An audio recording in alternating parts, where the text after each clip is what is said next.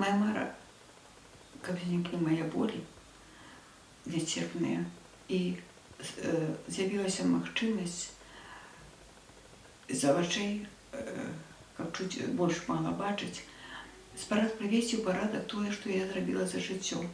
Маім жыццёвым заняткам была творчасць. Я вельмі люблю слова. І многа зроблена, напісана мною, ну не з парадка, многа выдавалася, парадкавалася, людзі карысталіся, чыталі, падабалася мне, унукам, дзецям, таксама многім акружаючым.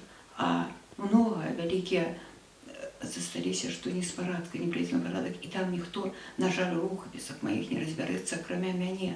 Так вось моя мара мець сілы, яшчэ прывесці ў парадак тое, што я зрабіла за сваё жыццё, каб спарадкаваць, і потым людзі маглі карыстацца, усе дзеці маглі прачытаць. І таксама, можа, это было б цікава для людзей жыхароў маёй мясцовасці. Там усё народнай мове і такое цікавае, і, я лічу, недрэнныя такія зроблены справы.